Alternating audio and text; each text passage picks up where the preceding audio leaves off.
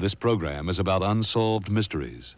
Whenever possible, the actual family members and police officials have participated in recreating the events. What you're about to see is not a news broadcast.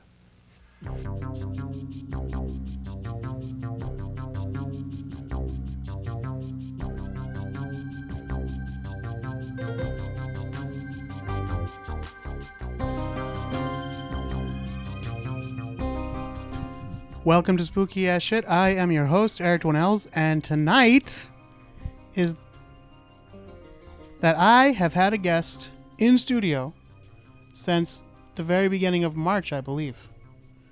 So welcome, Fatima Elmi. Hello. It's nice to see you in person. It's good to see We're lucky to live in Massachusetts, where the coronavirus seems to be in a bit of a lull now. Hopefully it's going away.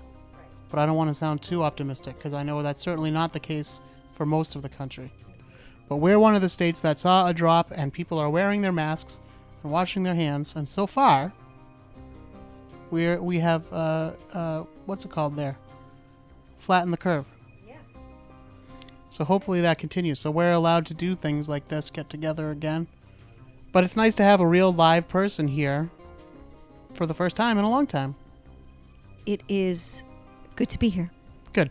We just had a little audio hiccup, technical hiccup. And now Fatima is watching my screen like a hawk. Yeah, it's very strange. Something is is going strange. on. It looks possessed. But let me worry about it. Okay. This computer has gremlins.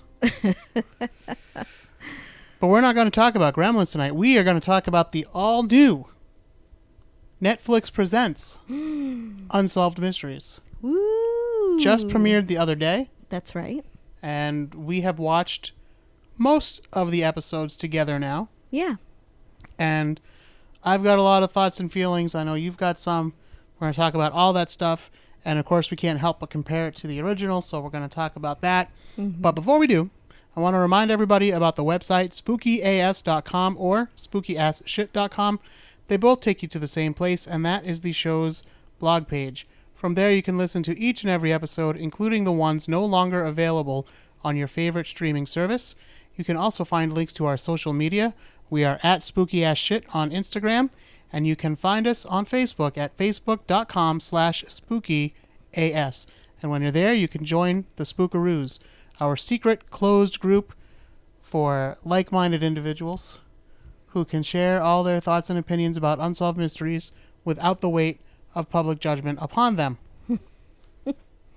So, Fatima, I watched the first episode without you because I wanted to do an Instagram live thing, Okay. which I did. That sounds cool. And some of the Spookaroos joined me. Nice. Just a handful, Yeah. But it was what was that? Wednesday or Thursday night. And it was kind of, I didn't make a big deal of it. I just kind of announced it around noontime or whatever, and a few people joined up. A couple people stayed the entire time. That was good to see. We talked about it afterwards. And then you came by, and we watched all the episodes together, all except for the French one. That's right. Because we were just, not that we can't handle subtitles.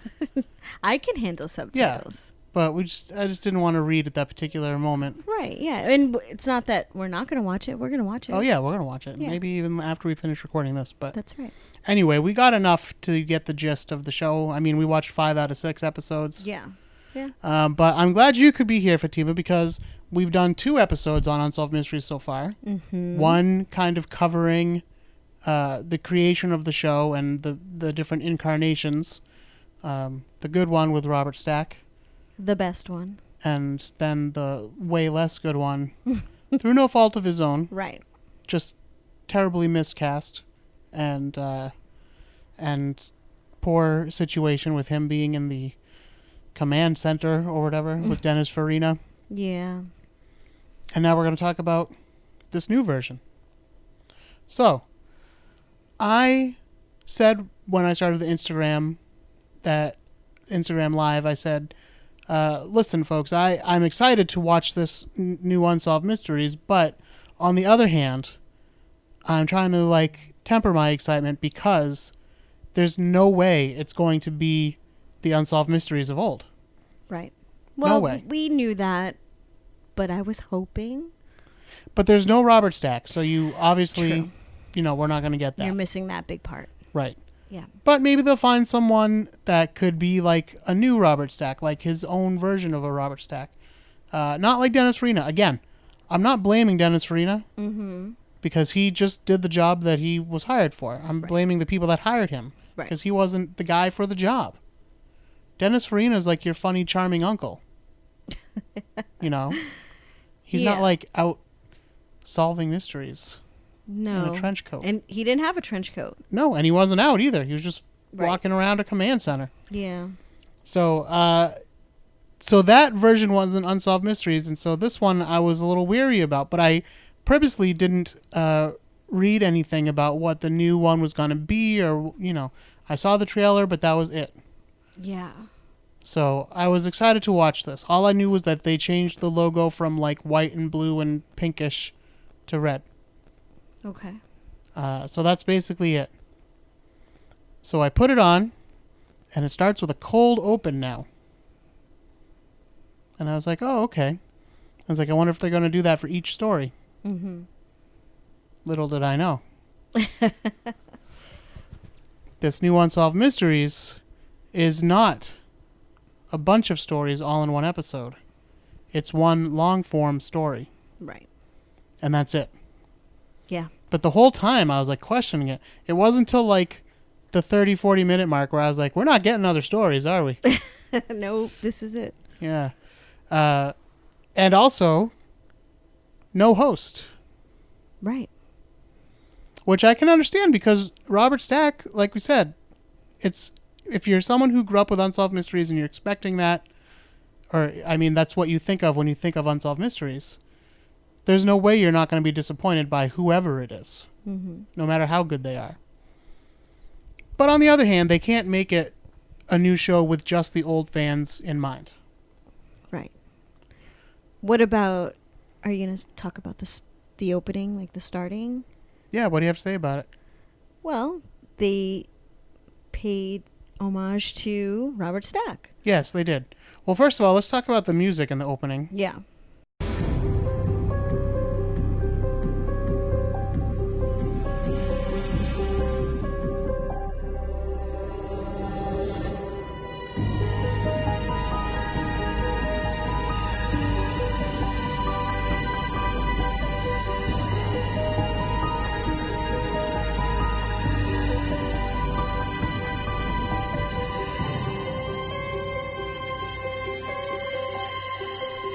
I like it. I still think it's not as good as the original theme, but it's certainly better than the like more Tubular Bells style kind of 90s-ish. Yeah, I definitely liked it. I thought it was really creepy, and it brought me back to the original Unsolved Mysteries. There you go. It does sound a little dreamy, But yeah, at the very end, right before they flash the title, you kind of see like the profile of Robert Stack. Yeah.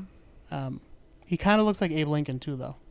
But it's Robert Stack. Well, I missed it. I didn't catch it right away. Yeah, you missed it the first time, but I pointed it out. You did point it out, so it was good. Yeah. So I think that, well, first of all, let's just, some of the things that would be hard to replicate now about the original series. First of all, there's a nostalgia that a lot of us grew up with Unsolved Mysteries. Right. It was on the air for over 10 years. Mm-hmm. And like making new episodes, and then in repeats on Lifetime long after that. And the show was very much of its time production-wise. It was shot, on film or video, and the reenactments didn't always have super professional actors, although you did get like Matthew McConaughey's in an episode, and there were some in the beginning of their careers. But especially in the early seasons, one of my favorite things was that it was the real people. Yes, I most of the loved time. that. I loved that they did the recreations themselves. Yeah, the reenactments. the people telling the story were the ones reenacting the story. And clearly not actors. Yeah. You know, but You started laughing. I didn't know if you were thinking of one in particular. I don't speak his name. Uh-huh. Long-time listeners will know of the gentleman named Timmy, who may or may not have murdered his mother, as discussed on an earlier episode of Unsolved Mysteries, and who reached out and contacted this very show. We've had a little back and forth, but I haven't heard from him since last time I talked about him, so nothing new to report. Okay, good. Yeah, but maybe he'll hear this and he'll check in again. Boy. But anyway, yeah, so it's hard to be completely fair to this new version because we have this love of the old version in us, and it's something that we grew up with. Right. But there's a whole new generation of people that didn't grow up with it and don't have that same love. So they just want to see whatever Unsolved Mysteries would be today. But I think that the main issue I have with this new Unsolved Mysteries is that, to me, aside from the title and the theme song, Yeah. it's not very Unsolved Mysteries-like. No. I think the format is set up differently than the old one, which I don't particularly care for. But, you know, it's like one of those, it's like the true crime shows that we see of today, which I like. I don't mind them, but it's not Unsolved Mysteries. That's the problem. Right. Is that it's too much like every other crime show. It's like a well-done crime show. Yeah. It's still enjoyable. Right. But it's not Unsolved Mysteries. Right. We started watching Cold Case Files afterwards as we were getting ready to set up here. And I'm like, this is indistinguishable from the new Unsolved Mysteries. Yeah. It's the same kind of thing. Like, it's just people telling their story. It's the same format. A reenactment going on, which is not starring the real people. Right. Every time you look at the screen, I get paranoid. I'm just I know. making sure that it's working. It's good. It's good that we're keeping an eye on things. But every time you look, I'm like, what? Jesus. Yeah. So yeah, I think that's the problem. And I think they also made a mistake by... We watched 5 episodes, like we said. Yep. And 4 out of 5 were basically like murder stories. Murder stories or disappearance. That are probably murder. Right. Yes. Yeah. Right. And I think that is probably... I say a mistake, but I understand their thinking was probably, hey, true crime is really hot right now. Exactly. That's exactly what We it got to was. make these true crime documentaries. Right. In fact, I wonder, did they have these stories first, or did they have the title property of Unsolved Mysteries first? Because this could have been called anything. Yeah. Disappeared. Vanished. Yeah. Any of those. And they made it Unsolved Mysteries. Now, a cynical person would say that, hey, Netflix has the money, so they buy the rights, they hire the old producers, they make it look like, hey, this is official Unsolved Mysteries, but really what it is just a cash grab on the title, because people who grew up with the show are of age now where they have the disposable income, and maybe, I literally joined Amazon Prime because it was the first streaming service to allow you to watch the old Unsolved Mysteries. Right. And they would block them on YouTube. Like, if they put them up on YouTube, you might get a little individual story here and there, but if you tried to put up a full episode, eventually it would get blocked. But now Unsolved Mysteries is, I think, available on every streaming service, the original show. Yeah, pretty and much. the new one's exclusive to Netflix. So, crazy people like me will join something because a show that interests them is on there. Right. It'll be the thing that finally gets you to join. So a cynical person would say they had this show already, basically. They knew they wanted to do some kind of true crime show, and they said, oh, what the hell, let's call it Unsolved Mysteries. And we'll get them producers, and we'll make the title, we'll do the song. Yeah, it's all about the song. And then the rest of it's got nothing to do with Yeah. Unsolved Mysteries, except that they are They unsolved are. cases. Yes, they are. It's just a different format. Yeah, but I just think, like I said, in my opinion, it's a mistake that they made, and I think the one that we didn't watch is also a murder mystery disappearance kind of thing. Yeah. Reading the description, I think it's a mistake to do that because, to me, the best episode of these new ones is the one about the Berkshire UFO. I know. Yeah. That seemed the most unsolved mysteries Yes. of them all. Because, of course, there was true crime on Unsolved Mysteries. Yeah, right. But that wasn't like the majority of the show. Yeah. It would have been nice to get a little more variety, especially where the show is only one story. Right. Because it's like, again, there's so many. When the original Unsolved Mysteries was on, there really wasn't anything like it on TV. No. I mean, you might get true crime stories on like 2020, or Right. I don't remember what the other shows were that were around at the time. 60 Minutes, Yeah. but that wasn't really even... No, yeah. they didn't do like reenactments and stuff Right. like that. No. But after Unsolved Mysteries, there was the FBI Files, there was New Detectives and Right. Forensic Files, and all the American Justice, Mm-hmm. those kind of shows. Yep. And of course, there's been a million of them even since then. Yeah. But even like something like FBI Files, watching those early episodes, that has a very distinct Unsolved Mysteries vibe with the way they do the recreations and everything. Mm-hmm.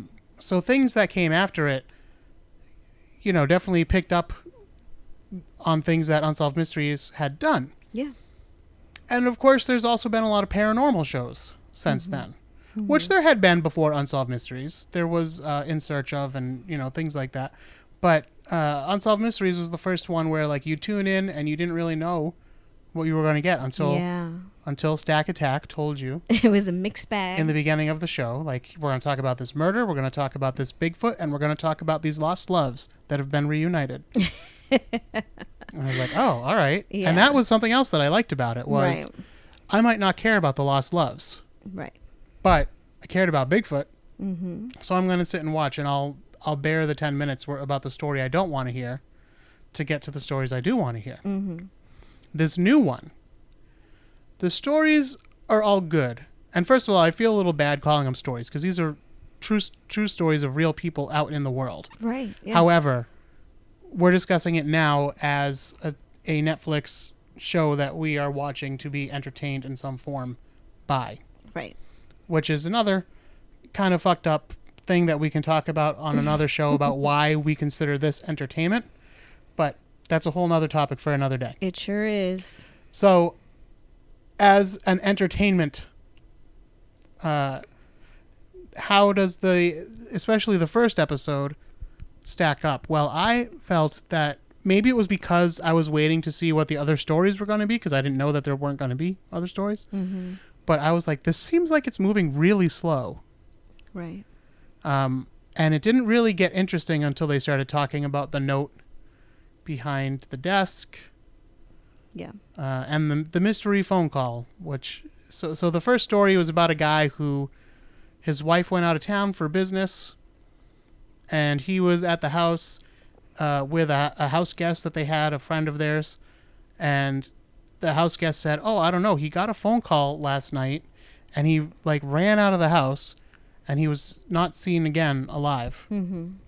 He was discovered sometime later. I didn't take notes, so he was discovered sometime later in like a underused room in a hotel Yeah. that he had apparently come through the ceiling, and there was a hole in the ceiling, Right. and he was dead. Yep.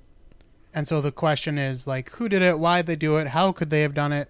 And all these questions are tackled in that first episode. Well, they ruled it a suicide at first, I think. Yeah. Right? Yeah, they did. But then the investigators were like, I don't really think this is a suicide Right, because how could he have jumped from here or there or whatever? Right. It is a tricky case. I don't know. It seems is. suspicious. But with this episode and the episodes that follow, I felt like they had a suspect in mind, the producers or whoever. Mm-hmm. And they clearly want you to think this person had something to do with it. So in this case, it's, what was the guy's name? It was something real fancy like.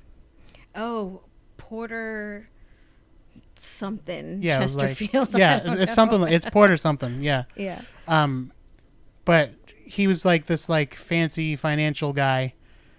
and the phone company records show that someone from the company called, is what that mystery phone call was. Yeah. And then he disappeared after that.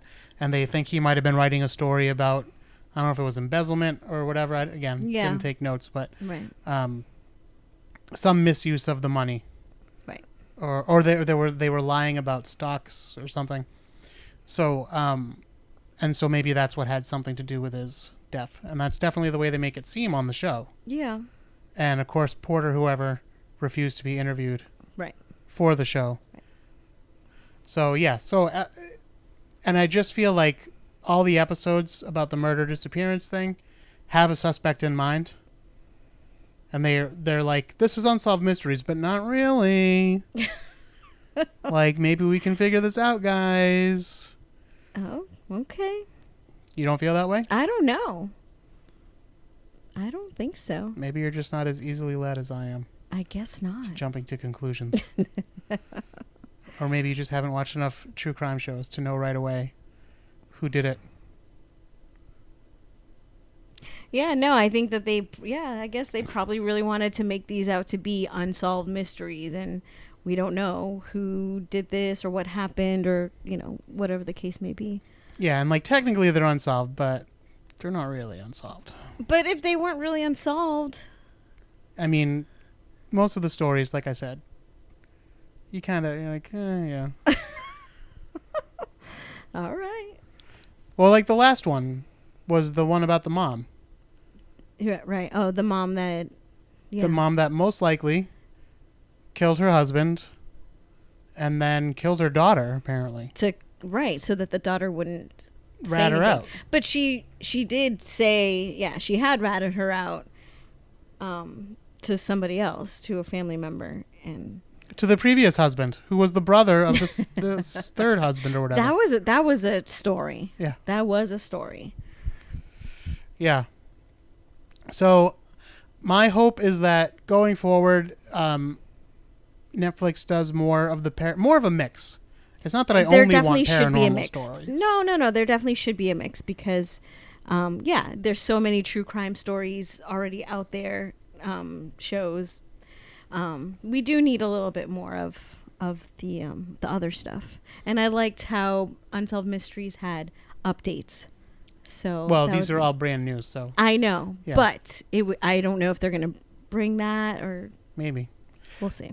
You seem to have already solved some of these mysteries. So. Yeah, I have, and I think a lot of people out there have, and I think you're playing coy. But the truth is, we know the answer to a lot of these. Okay. So with the show being only one story, no host, like we said, it's a lot like other true crime shows out there. But I think that one of the nice things about Unsolved Mysteries, the original, was that like even the stories I didn't think I'd be interested in, which are usually like the long lost family member stories. Yes. When you get an update on those, where it's like these people were separated and this boy had to take a train in 1930, whatever, and he was like separated from his family. But now, 56 years later, he's meeting his brothers and sisters again. Mm-hmm. Like, that was a good story. Right. Do I want to watch an hour-long episode of that, though? Hell no, I do not. So hopefully, and I imagine they'll stick with paranormal stories and true crime and not the, like, lost loves and those kinds of stories. Could you imagine if they did, like, an hour-long one on, like, the gold rush and, like, all those people who were looking for gold back in the day? Yeah. So for me, I already said my favorite episode was the UFO episode. Is that yours too, or do you have a different pick for your favorite? I really liked that one because it was different from the other ones. But I liked because I like true crime, so I liked those episodes. I know.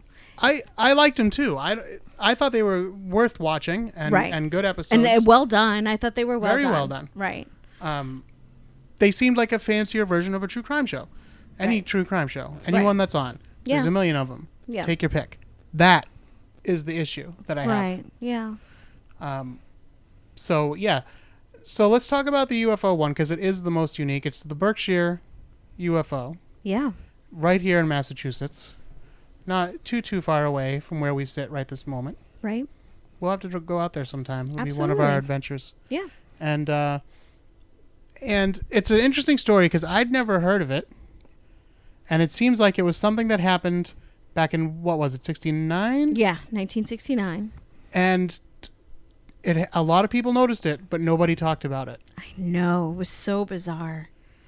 And it's a very odd story because you have these witnesses who are all children, with one exception. There was one older woman who was like somebody's mom or something. Right. Yeah. But otherwise, it's all these people in their, 60s by now, I guess? Yeah, by now. Yeah, they're in their 60s. Yeah. Talking about something that happened when they were 10 or 11 or 12 or whatever. Right. And two of them are claiming that they were actually taken aboard a UFO. Yeah. But they were in separate locations. Right. And they didn't really know each other. Right. Like, they knew each other because it's not a big place. Yeah. Great Barrington, Massachusetts. But they didn't really know each other. And then they came back, and other people claimed, like, lost time. Yeah. That one was so crazy. It was. But they're like, yeah, we were all listening to this radio station, and you just kept getting reports because the DJ announced that something strange was going on. And so you think, like, oh, okay, cool. We got to get those tapes from the radio, and we'll hear what the broadcast was. Well, the tapes don't exist. So insane. And it's not really unusual that the tapes wouldn't exist, as they explain on the show, because a current DJ for the same station explains, like, hey, back in the day, just like on when they made TV shows, they just used to tape over things that they had done before. Right. So it's not, and it's not just that day that's missing. Like, we don't have anything from the 60s, it just doesn't exist. Right. So that doesn't exist. So then you think, like, okay, well, what about the police? People must have been calling and reporting these things. No. The police officer opens the book to look through the reports that were made. No, nothing about UFOs on that date. Right. Nothing unusual. So people just literally did not talk about it. Or it didn't happen. You feel like it didn't happen? I do not feel like it didn't happen, but I'm playing devil's advocate here. Okay. And that's one of the things I enjoyed about this particular episode. Whereas, like I said, with the other episodes, they kind of lead you to believe that, like, yeah, it's an unsolved mystery, but, like, this guy totally did it. Like, this guy that we're, like, pointing out wouldn't be interviewed and, like, whereas this one, it's like they make it seem more or less like this thing happened, and the people seem credible and everything, but they also introduce that little bit of doubt where it's like, yeah, they say this happened, but they're literally the only people saying that it did happen. Yeah, but it's so crazy. So did these people just get together and be like, hey guys, I got a plan. Let's just pretend. Or I don't think it always needs to work like that. I think it could be one person says something and then somebody else hears it and there's a little bit of like, oh, I want to be involved in this too. Again, I am not saying that's what happened here. Yeah. But this kind of thing can happen. Sure. Where No, people I believe things that. snowball. Yeah, no, I can see that. It just seemed like this. I feel like that explanation would be more likely if the stories had come out when they were children. Yeah. Because why all of a sudden in their 60s are they going to be like, oh, this thing happened to us 50 years ago. We just decided to talk about it now. Yeah. I don't know, man. I don't know. And you and I have gone looking for UFOs before. Kinda. Yeah. Yeah, we went to that one place. We went to the Betty and Barney Hill abduction site. Yeah. It was a really nice drive. It was Nice beautiful. area. Up in New Hampshire. We're going to have to talk about that on a future episode, too. Sure. You can see those pictures on the Instagram. Mm-hmm. But, yeah, so we haven't had any luck getting abducted by aliens. My feeling, knowing you, is that you would probably not like to be abducted. Is that true? I don't think I would. Yeah, no. I don't think so. I'd go for it. Yeah, I asked you that, and you were like, you said yeah. Yeah, I would do it, and I would grab something. Oh, yeah, that's what you said. You need to make sure you grab something. But what if you can't grab anything? Well, try. I'm just saying try. Maybe they have alien ways to make it so you can't. I understand that, but if you have the possibility, whatever you grab is going to be non-Earth origin, most likely, and that'll be very interesting. To don't bring it to some paranormal investigator. Bring it to a scientist who can be like, oh no, these aren't like Earth minerals. This is something crazy we've never seen before. That's if you come back. Right, yeah. Well, I'd want to come back. Yeah, I know. But what if you going don't away come forever was part of the deal, I wouldn't want to do it. Okay. What? What? You're like a hostile witness today. Oh, boy. What were the other episodes? The other ones were just true crime episodes. It's really hard to discuss. Yeah. I'm having trouble even remembering. There was the one about the kid that they think was a hate crime.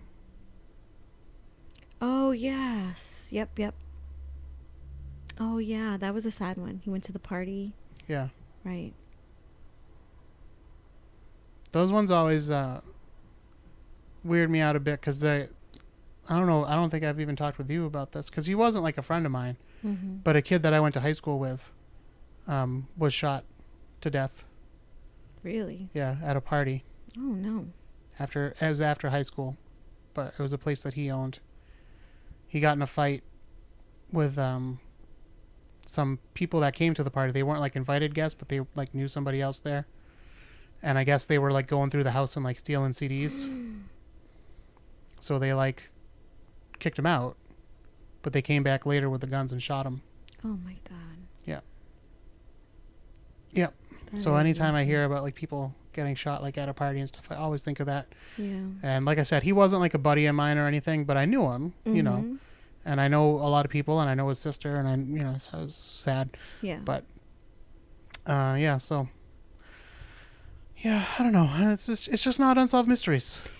It isn't, but I don't think anything will be Unsolved Mysteries. It won't, but this is super not Unsolved Mysteries. Right, Like, it's like, I know. They should not have called it It's Unsolved like another Mysteries. show that they just put the title on because they knew it would bring viewers in. Right, and it did. Yeah.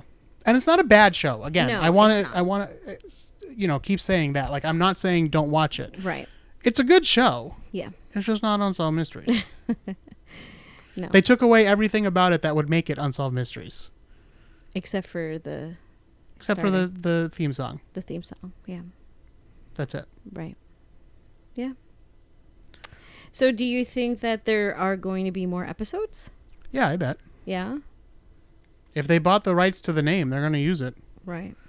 I don't know why they rushed out these 6 first, but maybe just to test the appetite of the people. But it's been number 1 the past several days. Yeah. On Netflix, so I think it's going to be, that and Hamilton are the biggest things going right now. All right, well, listen, this is kind of a short episode, but I didn't really have too much to say about it, I guess. Right. Aside from just that it's a good show, but it's not Unsolved Mysteries. Right. So. But you should still watch it. Okay, I was going to say, do you have anything to add? And you should still watch it. It's still a good show. I like it. It's a good true crime show, and when they do a paranormal episode, they can do that well too. I really like the, I guess you'd call it cinematography. Mm-hmm. Like some of the way they shot some of the scenes and everything. Yeah. The recreation, or even the people just talking as they're walking through the fields and everything. I really like that. So it's really well done. It is very well done. I agree. Yeah, so give it a watch if you got the Netflix. But don't go in thinking like, oh, they brought back Unsolved Mysteries, this is going to be great, because it's not Unsolved Mysteries, but it's still a good show. Absolutely.